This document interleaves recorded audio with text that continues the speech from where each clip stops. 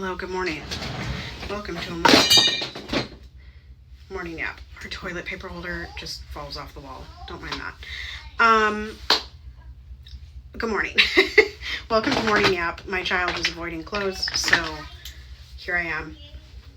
Hopefully, perhaps we'll get through the whole yap without being interrupted. You can hear them playing in the background. Anywho, actually they're yelling at the dog.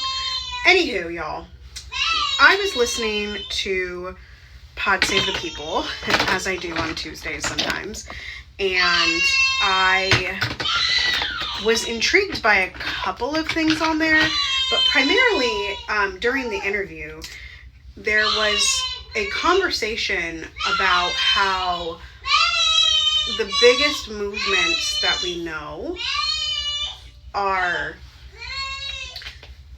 well, and they were kind of like related, I guess. So like giving credit, but also that, you know, the reason that the movement, some of the movements were so large was not in fact because, you know, 1 or 2 or 5 or 10 people started the movement. It was because regular people got involved. And I was thinking about the latest protests here and how No Kings is coming up this Sunday once again. And, you know, I think I've talked about No Kings on this very platform before and how I kind of feel about it. And, you know, there's lots of quote unquote performativeness, but the reality is that like a lot of our, as movement builders, as people that are deeply involved in movements, a lot of our critique ends up showing up as gatekeeping and exclusion. And I just say that because in this interview, one of the people was like, yeah, you know, like it wasn't just that there were organizers that had already been building. It was that regular people showed up and the organizers kind of came in and organized and categorized and made the movements what they were, right?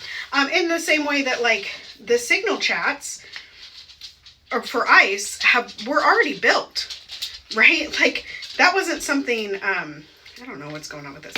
Ooh, something new. Those were left over from George Floyd, right? And this is not to say that obviously like Black people are not often at the forefront of social justice movements and activism and, you know, justice. What's that? Do you have to go potty? Okay. Do you have to go potty, baby? You want to come potty? Come on. You did. You need a brush? Okay, hold on. Okay, new angle because my child is now in here. All right.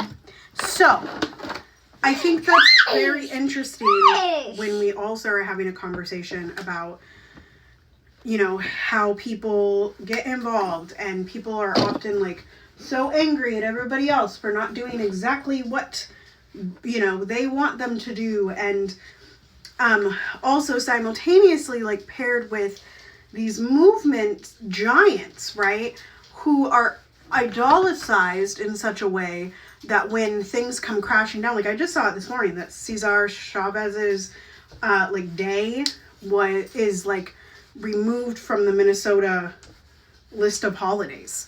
Like, and it's really like, are the movements bigger than one person or not?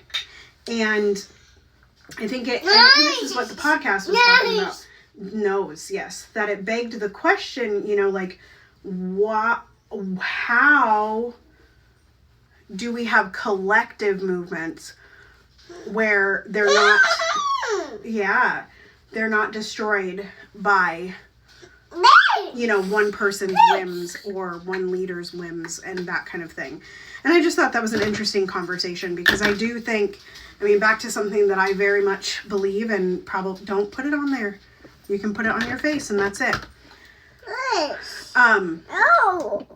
Is that we're going to need a mass critical portion of every type of like, And so when we're busy, you know, hating each other for XYZ, which is not to say that it's not justified, right?